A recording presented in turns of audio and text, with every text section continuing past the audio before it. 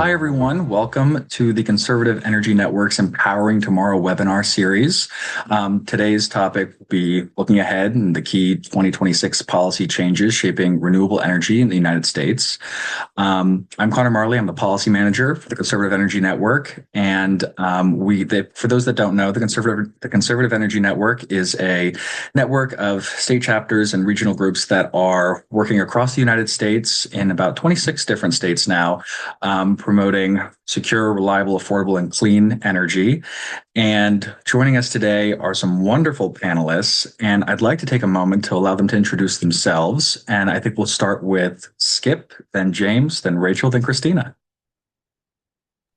Thank you so much, Connor. I'm very happy to join you all today. I'm Skip Estes. I'm Director of Government Affairs at Securing America's Future Energy, also known as SAFE.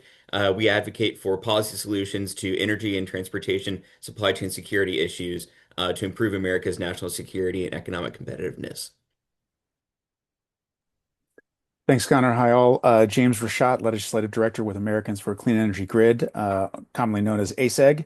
We're a nonprofit that looks like a trade association, supported by a diverse coalition of stakeholders, many of whom are on this panel today, focused on the need to expand, integrate, and modernize the high-capacity transmission grid. And so we have utilities, independent transmission developers, trade and industry associations, large energy customers, environmental groups, and labor groups, all a part of this conversation around accelerating the development of the high-capacity transmission grid. And thanks to CEN for hosting today. Really looking forward to the conversation. Yeah, thanks for having us, Conservative Energy Network. Hello, everyone. My name is Rachel Levine. I am the Senior Transmission Policy Analyst for the Niskanen Center. We are a DC-based think tank working in several facets of the energy space, including carbon tax, generation, and transmission. Our transmission work particularly focuses on siting and permitting, high voltage direct current work, and as planning and utility governance. My name is Christina Borowski. I'm Senior Vice President at CRESS. CRESS is a right-of-center organization that promotes an all-of-the-above energy strategy. As I like to colloquially say, there's always a time and a place for everything. And we are very excited to join today's call. A big fan of things like permitting reform, ensuring business certainty, and making sure we have the infrastructure necessary to meet our national security, economic needs in the future. So very excited to chat with you all. Thanks, everyone. So we saw some big things happen at the end of last year. We've also kind of seen over the last 3 or 4 years a understanding that the energy policy space is a space worth engaging in. We're seeing, folks getting worried about their rates. We're seeing some problems occur within certain RTOs. A lot of discussion at the federal level and the state levels around energy policy. So it's back in vogue. Knowing that that's now the case, that people are energized to be talking about energy, at the end of 2025, we saw the SPEED Act pass the House. I'm wondering what we can expect with permitting reform in 2026 and what the next steps might be for the SPEED Act in particular. Christina, I'd love to start with you. What are your takeaways? I know you've done a lot of engagement on this directly at the federal level. So, I always like using a bookcase analogy when I explain legislative processes. You write a whole bunch of books, and when you realize what people want to read and what they'll agree to read, you take the different books off the shelf and you'll put it.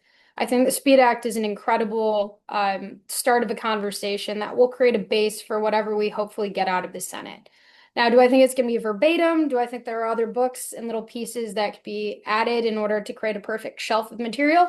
Absolutely. I think the most important things that I saw was just overarchingly, you did have Democratic support on the SPEED Act. You did have very strong Republican support on the SPEED Act. And so when a product comes back over from the Senate, the trick is, how are you going to make sure the whip counts whip? And so I think we're all looking at tomorrow's EPW hearing as a very clear signal for how kind of these conversations will develop.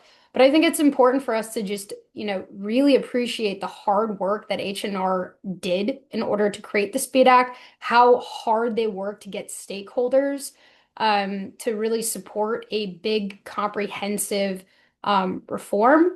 And I think, that really does set the kind of stage in the Senate in a very positive place because there are a lot of opportunities in order to make it more bipartisan. But the fact that it was a bipartisan bill, it had such strong support. It was very thoughtfully done, and the just stakeholder engagement was done very well by the Westerman team.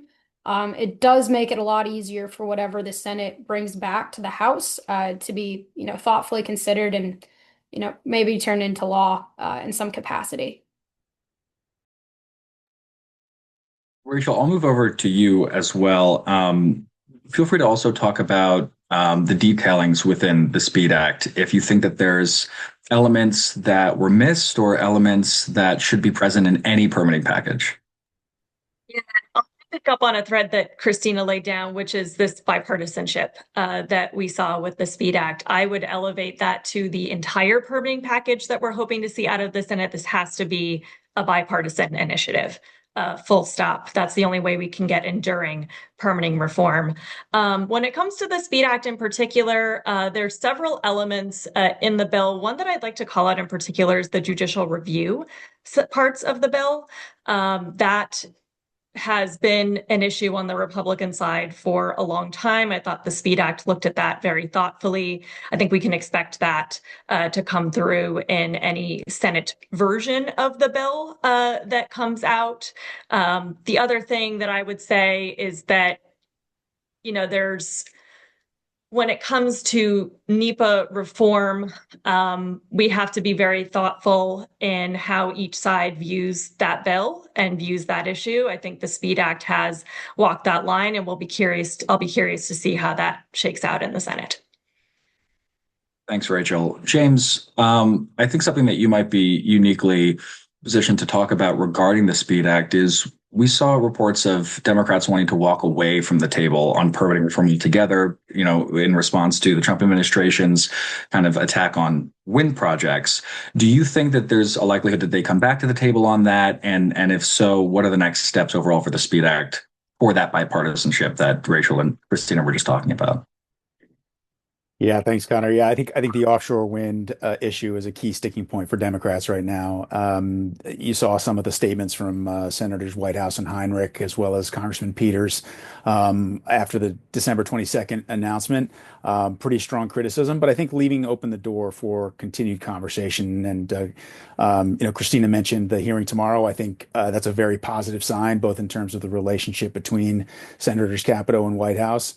And I think too the witness list reflects a really diverse group of voices within the overall U.S. economy. So I think there's that commitment to ongoing conversations on the Senate side as well as on the House side. I mean, I mentioned Peters and his criticism, but he's simultaneously speaking with his Democratic and Republican colleagues about the future of siting and permitting reform and a transmission title within that. So there does appear to be this general commitment to finding a path forward and getting a deal done.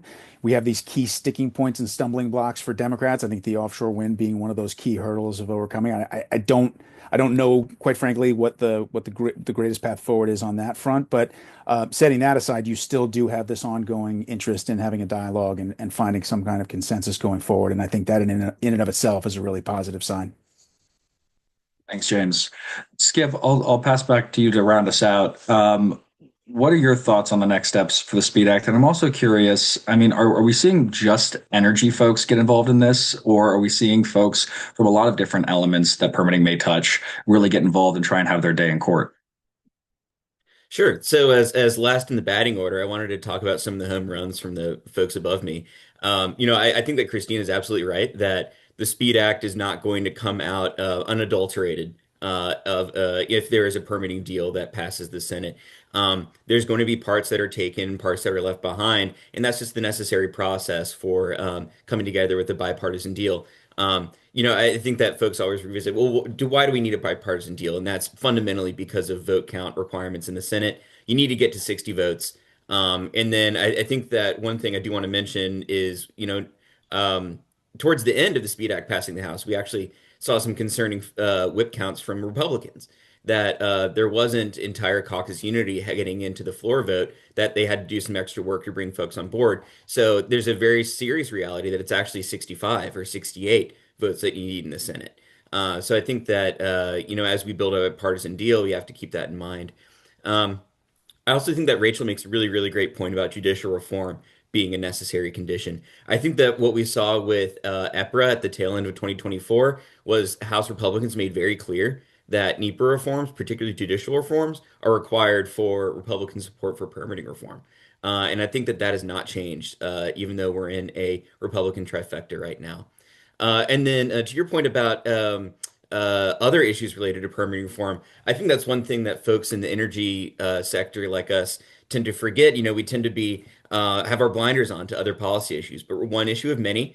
We are a section of one of the appropriations titles out of 12.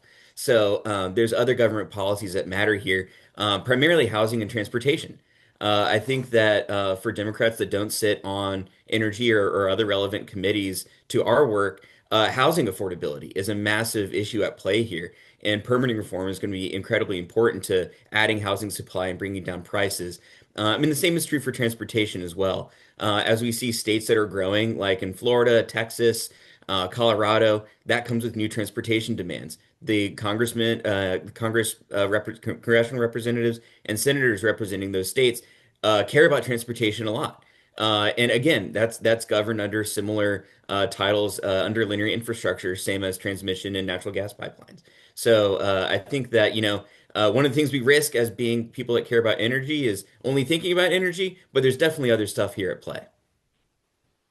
Thank you, Skip. I think that was very well said. I want to just remind the audience that's watching right now that we have a Q&A section there at the bottom of your screen. Please feel free to input some questions that you have for any of our panelists to discuss towards the end of our webinar today. I'm sure they would very much like to know what's on your mind, as I know I would as well. So I will move on to my next question, which is for Rachel. What might make 2026 a significant year for renewable energy and grid policy compared to recent years? Are we primed for something big this year? I think so. And I'll break this down into two parts. For grid policy in particular, we're seeing a lot of movement in the grid regions towards how to deal with data center loads. And each region seems to be treating that a bit differently. For example, PJM and Data Center Alley versus Connect and Manage in a place like Texas. There's a lot of question around whether these loads should be bringing their own power, what that looks like, and to what respect the grid needs to be there to back up these loads. And that's going to depend on how strained the grid is, where those data centers are siting. And that brings me to the second part of this, which is the renewable energy piece of the equation. A big part of servicing these large loads is how fast we can bring generation online in the US. That concludes traditional and renewable resources. So how fast we can bring the interconnection queues to a place of supporting these large loads, supporting grid backup is going to be very critical. Where we might see a lot of movement in this area is using AI as a tool to speed the interconnection process. We've heard a lot about AI being a strain on the grid, but it can also be a huge asset to the grid. So one element that I'll point out that happened last year was a study that was done in MISO, the Midwestern grid operator area. They took a cluster study from 2 years to 10 days using automation software. And I think we're going to see more of that as we need more generation to come on the grid quickly. A quick follow-up on that, Rachel. You mentioned, data centers and their load. And you mentioned a little bit to the idea of how do you stop it at the source for the large demand pull from the grid. Co-location is something that's been talked about a lot regarding that. Are you seeing that as more of a federal policy topic or a state-by-state policy topic? Yeah, that's a great question. So at the federal level, co-location has so far been addressed in the PJM region specifically. There was recently a ruling by FERC that asked PJM to make some changes to their co-location rules in their region. But I think we're going to see more of this as the year goes on. It's clear that FERC has said that co-location is a pathway to service these loads. So I think we can expect more regions to follow their lead in some respect. But that being said, not all co-location agreements are created equal. It really matters where that generation comes from, who is financing it, who is operating it, and if it can provide service back to the grid or if it is strictly in an islanded behind the meter configuration. So there's still quite a bit to figure out in that space, but it's certainly something that both states and the federal government are looking at as a pathway to service these loads. Gotcha. And to your point on transmission, I'll move over to James. James, where do you find the general consensus forming on transmission, and where might the policy or institutional barriers still be strongest? Yeah, so I think there's a growing recognition of the importance of investing in and accelerating the development of the high capacity transmission grid. I think that is as we have these conversations about affordability and rising demand, the emphasis has been traditionally on generation and consumption, and you're starting to see more and more of the transmission component come into play.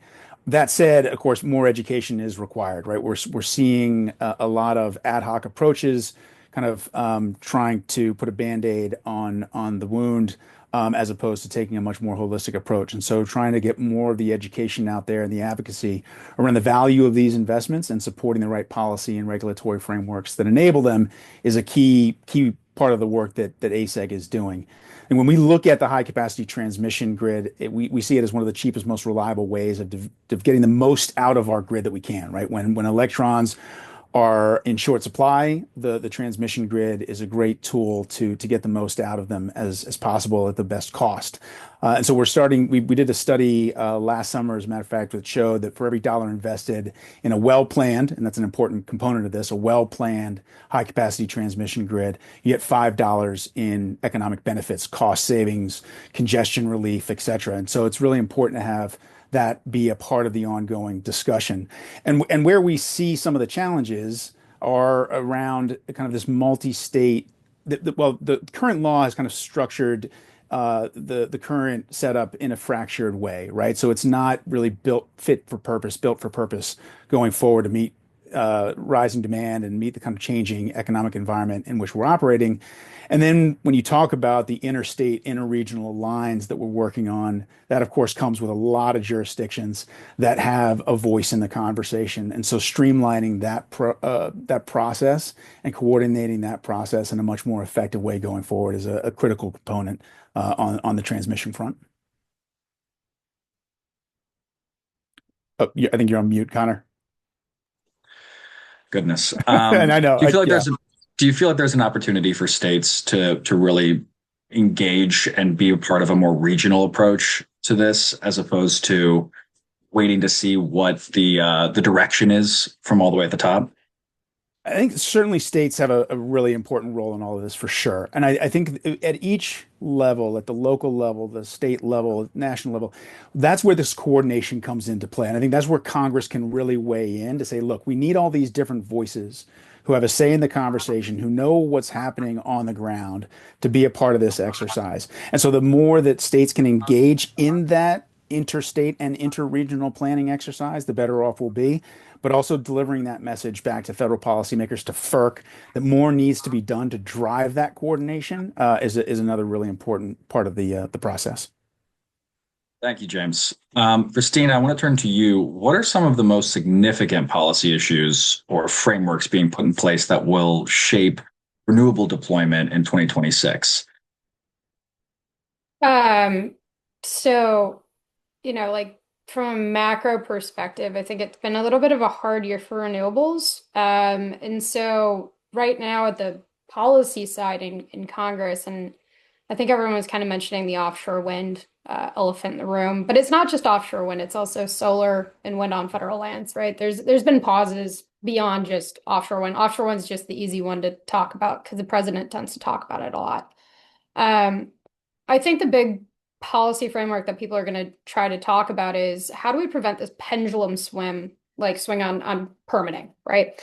And everyone wants to write that in a different capacity. Everyone wants to make it something that is, ironclad in court or retroactive. And, I think one of the big policy framework debates will be on that certainty topic, right? What can you do in order to prevent that pendulum swing? How can you make it so that permits mean something? I tend to say, in the words of Patrick Henry, like, how do you give me project certainty or project death? Instead of dragging people along for a decade, just tell people whether or not it's going to happen, right? Make it so that they're not spending money for all this, infrastructure, research, engineering, lawyers, buying things. Make it so that people have that certainty element. I think on the big thing there, though, is that's really just for federal, engagement, right? So it's less like on the state and local level. I do think that some of the things that will also be impactful are kind of the trickling down of tax credit issues. One of the big changes from OB3, obviously, is the place in service commence construction for an entity of concern provisions on the 48C tax credits. So the ITC, PTC for renewables have a lot of changed rules. They're going to inevitably sunset. So there's definitely, if we consider that a framework, the incentive piece is definitely going to cause some market changes. And that's going to be something that's pretty impactful in 2026. That being said, if you're able to make things greenlit faster, if you're able to remove NEPA, requirements to the extent possible, if you're able to make it so that the siting and permitting processes are easier, that does reduce cost, but I also get, the sense that things like tariffs and the uncertainty of 232, those are going to be things that are very challenging to kind of the renewable sector as a whole, because even if you want to build everything in the United States of America tomorrow, everyone's going to be hunting for those same suppliers. So when I think about like what's coming for the renewable sector in 2026, I think that they're going to have a good year regardless of kind of these macro federal issues.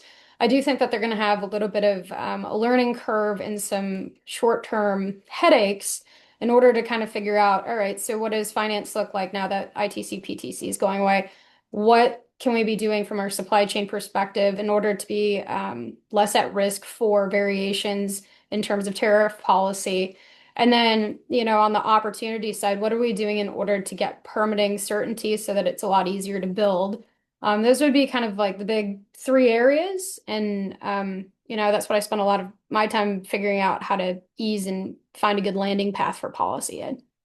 Out of curiosity, Christina, have you found in your conversations on the Hill, in your conversations with other think tanks, other organizations, are you hearing some sort of collective synergy around ideas, like a couple ideas to solve those problems that you think are maybe worthwhile to consider?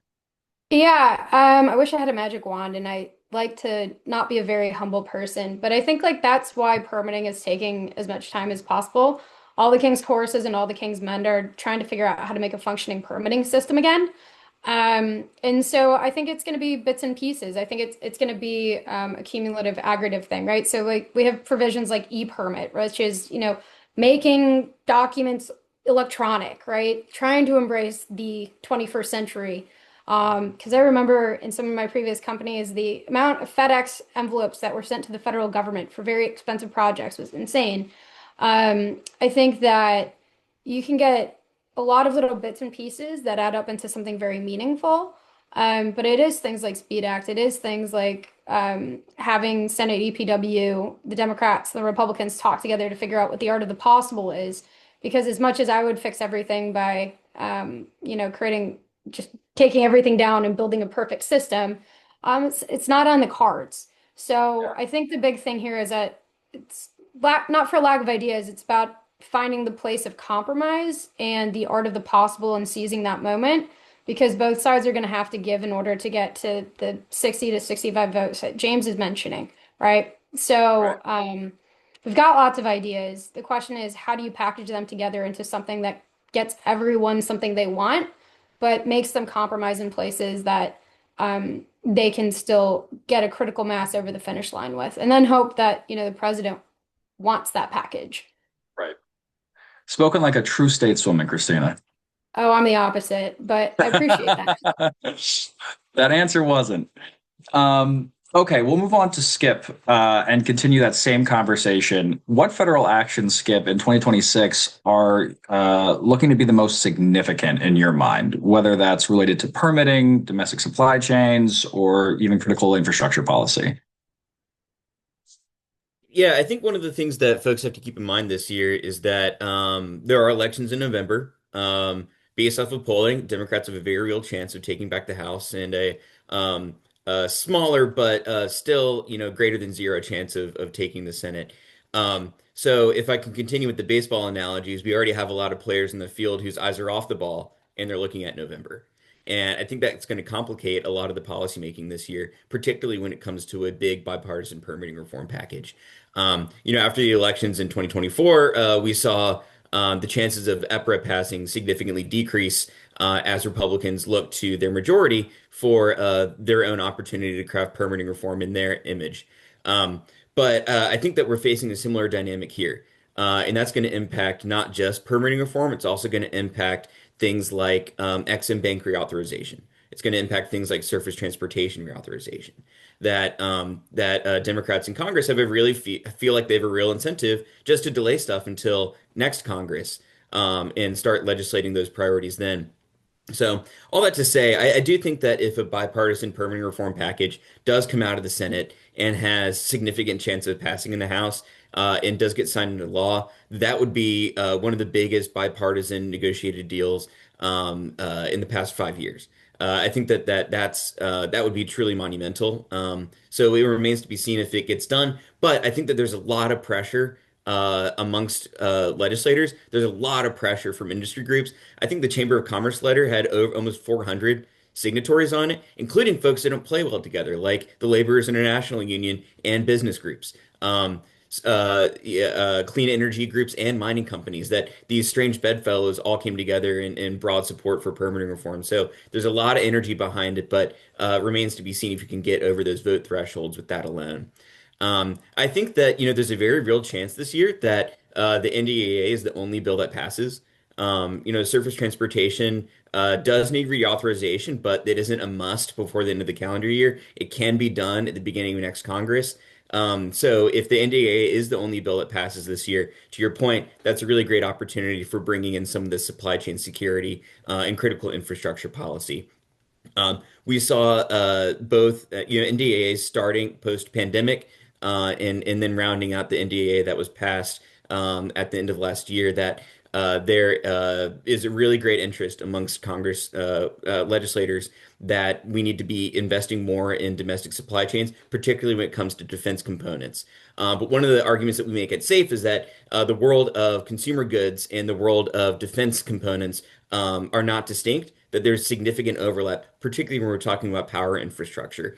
Jet turbines and a natural gas turbine are different technologies, but there's a lot of shared supply chain, particularly when you're talking about components. And the same is true for the 14 pounds of batteries that our armed service members carry, and then the batteries that go into your consumer goods or your electric vehicle or supplements your behind the meter storage or your grid scale storage, that these share a lot of supply chains. And I think that's become clear to legislators and the Department of War, and that we're going to continue to see a shared interest in these defense supply chains with these consumer goods supply chains when it comes to energy.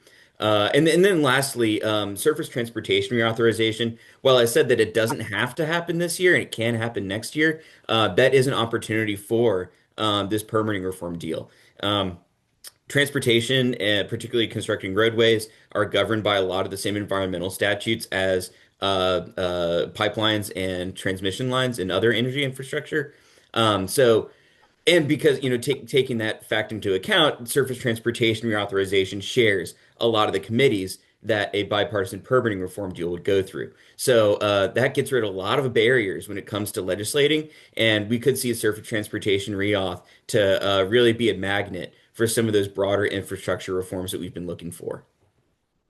Skip, I'll follow up with one final. Do you think if we do see a change in who's running the House next election season, do you think it's more likely or less likely to see some sort of package get through ahead of that or after? I think it's less likely. Reason being that you're going to have significant committee changes. So all of a sudden, instead of Westerman, who has been the permitting reform champion this year, instead of him leading the House Natural Resources Committee, we have Representative Huffman, who has made it not uncertain at all where he stands on permitting reform as a topic.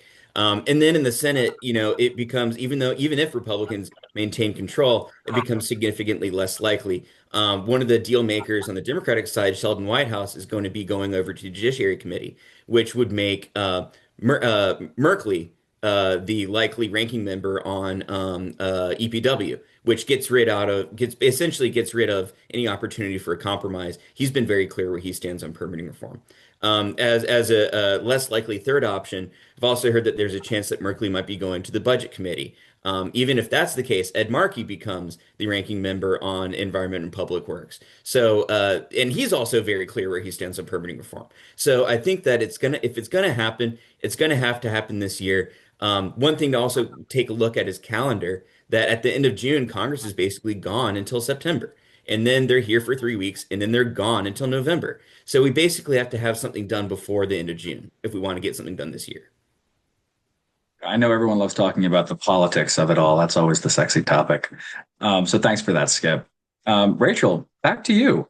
What coalitions do you think are likely to be most influential this year? Are we thinking industry groups, states, consumer advocates, or national security voices? And then if you could talk a little bit about why those voices in particular are significant in policy outcomes. So yes to all of those. There have been so many people in the last couple of years really coming into the grid space, to the energy space, that's critically important. We need voices from all of these areas to make sure that we're getting comprehensive reform. And one thing I just want to acknowledge is that as more folks have come into the field and have been giving opinions, I think there is really a push and pull between the need to have AI to be globally competitive, to support our national security goals, and on the flip side, the need to protect everyday consumer residential ratepayers from paying a lot of money for infrastructure to support those loads. So what we're seeing is a little bit of tension happening between the states and the federal government in what that build out looks like. I think the most obvious example of that is this large load advance notice of proposed rulemaking that FERC put out a few weeks ago. So within that nexus, there's a couple of groups that I think have a particular ability to influence.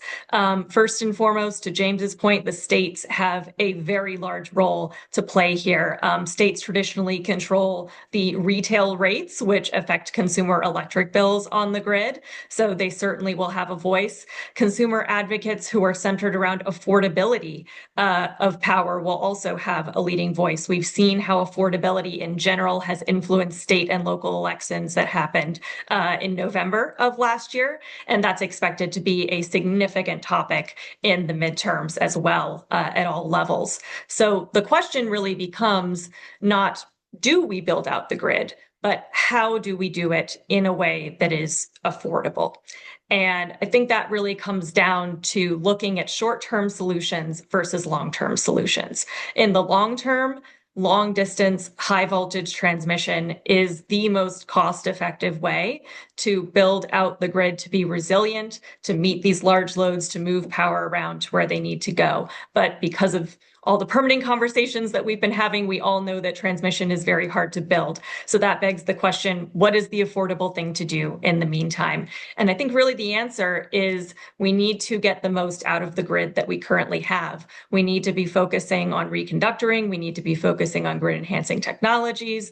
We need to be using the existing infrastructure to our advantage to give us that runway to get to that transmission solution, to get to the permitting reform solution in Congress, so we can do this build out as quickly and as affordably as possible. Thank you for that, Rachel. James, I'm thinking based on what she talked about a little bit, all these voices coming to the table, all these voices having their own, focus in terms of what their need is, their bailiwick is. If you could define success at large for 2026, what would it look like in terms of policy outcome? So yeah, that's a great question. What does success look like? So I think broadly speaking, in 2026, we would love to see passage of a siting and permitting bill that includes a transmission title that really focuses on accelerating the deployment of the well-planned high-capacity transmission grid. I've been fascinated to listen to the other panelists talk about it, and to Rachel's point about the near-term solutions, absolutely critical. The dynamics on the Hill, essential to kind of getting those resolved. I think going back to what Skip was saying around all the different kind of critical pieces of legislation, Capito playing such a central role in that conversation, I think actually bodes well for the siting and permitting conversation. So hopefully we'll see that movement going forward. In the absence of significant policy developments, though, I think there really does need to be this broader effort and exercise about what's needed to meet the moment. I mean, I think that's come up a few times during the course of the conversation. Right now, you're hearing a lot from industry. You're hearing a lot from larger organizations about the need for siting and permitting reform and need for transmission investments, et cetera. I would love to see this conversation become much more of a kitchen table issue. And I know, for energy nerds like us, we think about this 24/7, not always common among, the average citizen, the average voter, right? But I think the more that we can communicate the value of these investments, because right now, I feel like the conversation is often at a very high level, especially among policymakers, affordability, AI infrastructure, et cetera. If we can really start to ground that, and like, all right, how do we meet the moment going forward? What are the investments required, and what are the value of those investments to your community, to your district, to your neighbor, et cetera, et cetera? I think that can be really, really beneficial going forward. And so I think that's where I see, in the absence of real movement on the policy front, I think we can do a lot on the education and advocacy that will enable future policy developments that can support a lot of the priorities we've been talking about today. Thanks for that, James. Just a reminder to the audience, we are coming up towards the end of our webinar, and I want to remind everyone to put in their questions for the chat for our panelists so that we can save some time at the end to get those asked. Christina, I'm going to move back to you. In your opinion, what role should industrial policy and domestic manufacturing play in 2026's energy policy conversations? Absolutely. So I've worked for a few manufacturers, and while this is not their opinion, the cost of energy and the availability of it for new manufacturing is a real problem. So everyone always thinks about like, oh, like what does it take to build a factory? And everyone forgets that you have to get electricity to that facility. And a lot of the times, expansion is capped based off of what your utility can provide and at what date. That's less of an issue with the utility, just more of a hi, like these are very large things that use a lot of power, and you also have different time of day usage of these facilities, and so it gets really complicated, wonky, demand charges, whole bunch of different things. So in general, like when I think about energy policy, it innately always impacts manufacturing. One of the biggest cost considerations when you're trying to figure out like your operating beyond materials and things like that is your energy consumption. It is a huge part of your balance sheet. So when we talk about the AI race, we're also talking about advanced manufacturing robotics. People forget that our facilities are getting much and much more full of robots. They're becoming much more automated. You're trading manual laborers often for complicated machineries that are moving things. So having cheap, abundant access to electricity is foundational to having the ability to have these new facilities that are robotic and AI heavy. And oh, by the way, AI plays directly into your ability to build those new facilities with that automation and with those robots. And so industrial policy is AI policy, manufacturing policy is AI policy. And energy policy is the necessary support for all three of them. So I actually see them as three interconnected circles. And if we fail to, prioritize energy for all three, we're really failing. But we need the back end, modeling, programming, training in order to, improve efficiencies inside of manufacturing facilities. So that tends to be kind of like my general thing. The three of them are all the same words, just different outcomes. That was really, really well said, Christina. Thank you.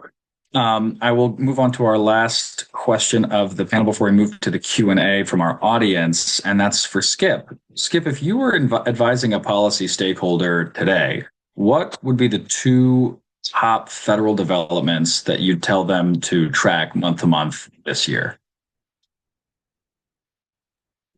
Yeah, I think insofar as SAFE is concerned, with our focus on supply chains and their relationship to national security, I think one of the big developments that we're going to continue to see play out, particularly with the Trump administration, are deals with companies in exposed industries like the manufacturers Christina is talking about, and companies that are in emerging markets like rare earths manufacturing and advanced components manufacturing. We're going to continue to see deals between the government and these companies in exchange for equity stakes. This has really been a new frontier for policy in the United States, regardless of your opinions of it. I know that this has been long held conservative belief to oppose government ownership of even parts of companies. But I think that the Trump administration has made themselves very clear that this is going to continue to be a tool that they take advantage of. So I think that as the year goes on, we're going to continue to see more of these deals take place, particularly on the critical minerals side, but also in very capital intensive exposed industries like nuclear and like chip manufacturing and things like that. And then I think for if you're concerned more about grid issues, permitting reform remains to be the key factor. And so as this year advances, the surface transportation becomes an opportunity for that, as I've mentioned. But I think that one of the things that remains to be seen is whether or not there's going to be another reconciliation push. I agree with Senator Graham that not doing a reconciliation push in an election year is malpractice on the part of Republicans. So I think that you're going to start to see growing political pressure in favor of reconciliation push, and that's bolstered by the Republican Study Committee framework that came out 2 weeks ago on another reconciliation push. So I think that OB3 was a key bill for Republicans to remove a lot of the Biden era and Democratic trifecta policies that had been enacted, particularly some of the more egregious aspects of the Inflation Reduction Act and some of the healthcare changes that were made during COVID. And those were hard governing decisions. They weren't popular decisions. So now Republicans feel that they need another push to put out some of that more popular policy and then go into November selling it. So I think that that's going to be another key factor to look out for. Yeah, I couldn't agree with you more, Skip. I think folks are, as I said at the beginning of the call, they're waking up to the energy conversation. I think it is going to eventually trickle into the election season. And when with folks in certain areas that rates are getting a lot higher, it's going to be a defining factor and something that the candidates that are running are going to have to talk about. Um, okay, well, thank you all for answering my slew of questions. I hope that was helpful to the audience. But now we're going to take some of the questions from the audience members and throw them at you guys. And I'll start with the first one that was asked at the beginning of the call. And I'm going to ask that everyone take about a minute if you all have something to say on it to answer so we can stay within the time guidelines. One of our audience members says, wondering what the panelists' thoughts are on DOE using its Federal Power Act authority to act as a national grid planner by ordering power plants to remain open over the objection of states. And I guess, Rachel, you took yourself off mute. Got a thought on that? Sure if I was going to be the first one or not, but I guess that's how it shook out, so that's okay. I'm not going to opine on the legal merits of the litigation that is at hand here because I'm not a lawyer. But one thing I do just want to make sure folks are aware of, and that I think is getting a little bit lost in this conversation around these retirements and these forcing of plants back into service, is how the energy markets work. So right now we have highly regulated energy markets in the US. We also have significant, robust planning to ensure that our grids in the various regions uphold reliability and resiliency. And plant retirements like this, they don't happen by accident and they don't happen all of a sudden. They are often planned for over years. They are planned for with the knowledge that grid operators and planners are putting that assumption into their modeling. And they are also planned for in respect of what the market can support or not support. So when you have the federal government coming in like this and saying, well, we're going to force a plant that was offline to come back online, what you're really doing is you're distorting the marketplace and you are distorting the institutions that are responsible for maintaining the reliability of the grid. So that is an issue. And I think we're going to see this play out in a couple of different places because a lot of these orders keep happening.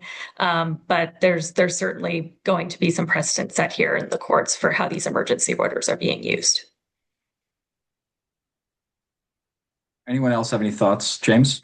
Yeah, just briefly, Connor, and I'll share Rachel's kind of comment that I won't kind of directly opine upon the legal merits and the exact details of it all. But I think what we've seen over the last 6 months or so with a lot of different announcements and activities and meetings and ANOPers and et cetera, the existing infrastructure is not fit for purpose, and the existing approach is not fit for purpose right now. And so I think what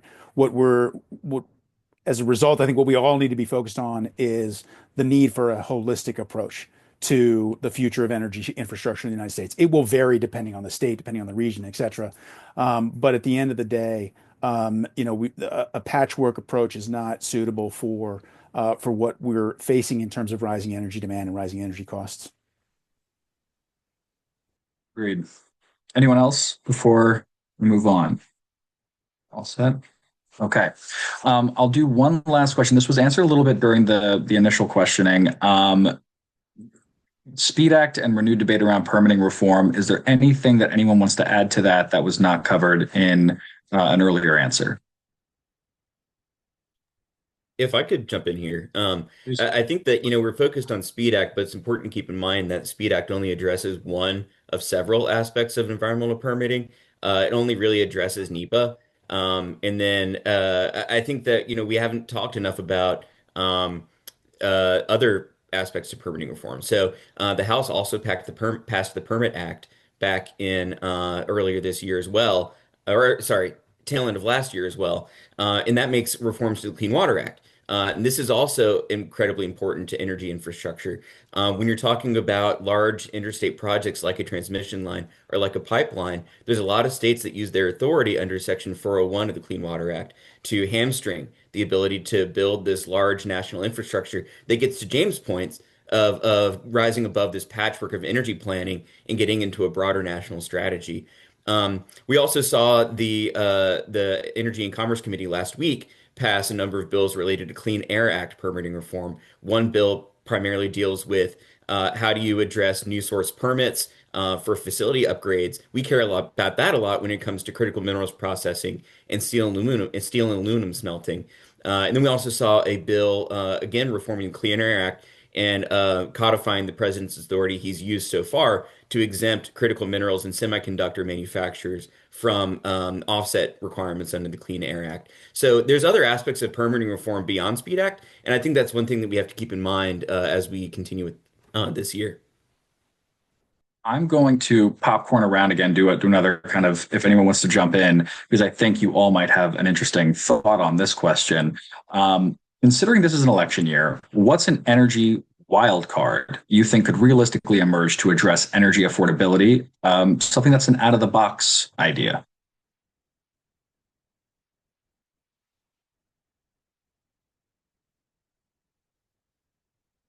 Don't everybody jump at once. I'll volunteer as tribute here. You always do, Rachel. Thank you for taking over the team. I can't help myself. So I think something really interesting in the affordability space is this idea of ancillary and capacity services on the grid. So for those of you who are not FERC nerds, there was a technical conference a couple years ago at FERC that talked about how we can bring high voltage direct current providers into the fold in these ancillary and capacity markets. And what I mean when I say that is how can we get these long distance direct current lines to provide cheap capacity into existing markets by bringing power from distant places. And from the ancillary side, how can these lines ensure that the grid is resilient, that it can restart during blackouts, that we can balance voltage, all of these things that need to happen for the grid to function. And I think both of those things are very critical to the reliability conversation. And I can see this technology coming in and really providing a great asset there, which is not happening right now because of the regulatory gray area surrounding that.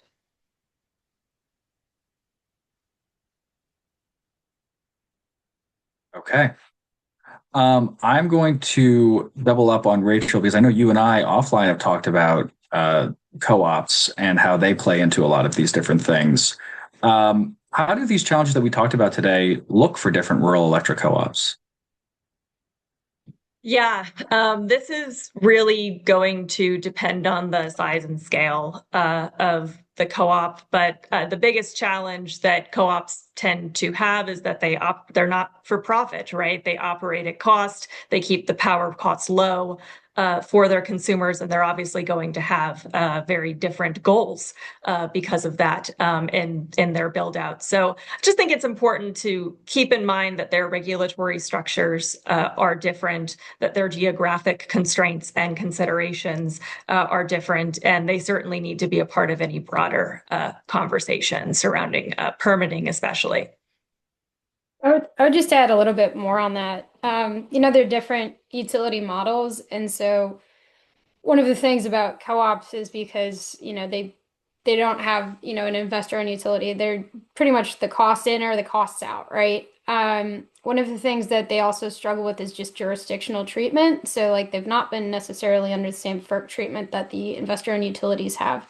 On top of that, some of these are very small and they don't necessarily have a substantial amount of, technical experts on occasion. So if you're trying to do things that are like first of a kind projects, they really do benefit from having kind of best practices or some sort of, shared ability to, phone a friend and get additional like engineering expertise on occasion.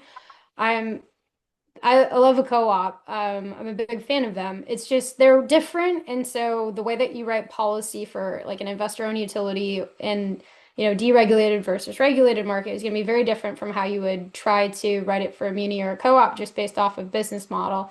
And so I think for them, it's making sure that they have their seat at the table and they're appropriately considered, because they do serve a very large geographic portion of the American populace, and especially are in Republican areas. Thanks, Christina. I actually want to stay on you for a second and then go around the horn again. It wouldn't be, we're the Conservative Energy Network. We're a state-based organization, so the state question is coming. One of our audience members asked, how do you expect state-level policy and siting decisions to interact with these federal reforms in 2026? I think of them as a layered cake, right? Everyone on their birthday wants a multiple layer cake. And if you want to eat a good, tasty cake, every layer's got to taste good. And so when you're setting and permitting a project, I'm so sorry for the metaphors. It's just the kind of day it is Great today. metaphor. In this case, it's like the state and local. Also, it's the authority having jurisdiction. So those damn HOAs sometimes can be really big pains in your butt. Defund the HOA. You can quote me on that. Maybe, I don't know. The localist forms of government, they make one tier. Then you get your counties and your states, and then you have the federal government. And so the reality is, if it's not working through all three of these critical layers, it's not working at all. And so, one of the magical and most frustrating parts of federalism, as a conservative, is the fact that you want to be able to make all three function and do some level of a top-down approach, and it's very, very difficult. And so, while it is critically important to fix the federal side of things, you need to be thinking about those two additional layers that are within your jurisdiction and your expertise, and think, all right, what can we be doing here, and what can we be modeling? What states are getting this right? How can we take those best practices? How can we be learning from people who have cut down permitting time spectacularly in a state? And how do we implement things like that here? And how do we make it so that the, you know, I always find it really heartbreaking when you have like conversations with like your hometown planner.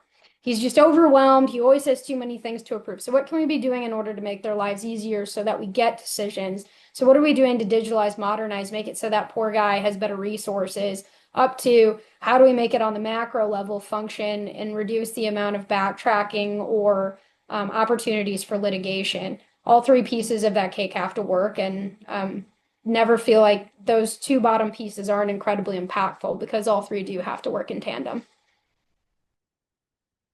Nail in the head. I love it. All right. Who's the next victim? Who's going next? I'll just jump in here and echo Christina's comments, right? I mean, I think this is, and there's another question on here, and I don't want to mean to preempt it if you were going to ask it, Connor, but about the state versus federal in terms of permitting capability. And certainly in certain circumstances that may work, but for the kind of lines we're talking about at ASEG, these interstate, interregional, multi-jurisdictional lines, all those jurisdictions have to function on a seamless timeline in order to be most effective, right? And that's just not the environment we're operating in now, whether it's at the locals, county, state, regional, federal levels. And so I think to Christina's point, all of that has to work together. And I think that's got to be the big focus of how we approach this broader siting and permitting conversation. Yeah, I All wanted right. to add, SAFE is primarily we have a national perspective. But before I was with SAFE, I was with the Virginia government. And one of the things that I saw from my experience when it comes to permitting at the state and local level is that it becomes removed from economics, accounting, and physics sometimes very quickly and becomes parochial and becomes relationships based over whether or not stuff gets permitted. And that's particularly, true when we're talking about new forms of energy like renewables that have a different permitting environment than traditional generation, which tends to be in more dense areas, closer to load sources. But for resources like solar, wind, and storage, you're talking about rezoning a lot of land from agricultural to other uses, and that does create public policy friction points. So one tool that I saw employed pretty effectively was permit by rule, which removes the parochial and the relationship-based permitting decisions and makes them economic, physical, and accounting again. And essentially, what this policy does is it creates a framework of which we have volumes of regulations governing energy permitting, whether it's soil runoff, conservation easements, viewshed impact, things like that. We have thousands and thousands of pages of regulations at each state government. And what permitting by rule says is that if you meet these criteria, you're presumed to have a permit. You can still challenge it, and there's still opportunities to have that permit not issued, but it removes a lot of the weird aspects of permitting reform that you see in a lot of local governments. Yeah, it's kind of a great niche thought, something to, I think, explore further as we're thinking about how to engage at the state levels. Well, there's a lot of other great questions in the chat, but I think we're kind of coming up on time. Maybe if we can, I do kind of want to ask this one. We talked about AI and data centers a little bit. For anyone that would like to, what's your take on Georgia's proposed moratorium on data centers? Will we see more of these being proposed? This is very clearly a state policy thing that folks are talking about in every state across the nation. Christina, you want to jump in? AI's got a growing PR problem. And it's easy to point to a technology and say this is why all of the problems are happening. And so you're going to start seeing it. And, I think there's some parallels that you could even draw to like the original fracking boom, right? When you have industries that are kind of a little bit on the Wild West side and they're new, they're innovative, they're growing at a very spectacular rate. Sometimes like the regulations, the policy aren't exactly in a place where, it rewards behavior that's good. So I think like they have to foundationally figure out like what they're doing with local communities in order to kind of mitigate that issue. What are they doing to have the community engagement that reduces the likelihood? But yeah, you're going to see those all over. It's going to be the new whack-a-mole for the AI hyperscalers. And the real thing is, it's like, why aren't you talking about how AI can also fix the grid? It can cure cancer. It can do all these other different things. People tend to be scared of what they don't know. And until you've made it so that it's a trusted actor, it's going to be something that you're going to see this kind of reactive policy towards all over the place. And if it's not at the state level, it will be at local levels. But I see that as a growing trend. And if I were an HR or a PR person for one of these folks, I would be thinking about how am I telling my story in a better way and how am I making it so that I build that trust so that these types of moratoriums are less likely. Yeah.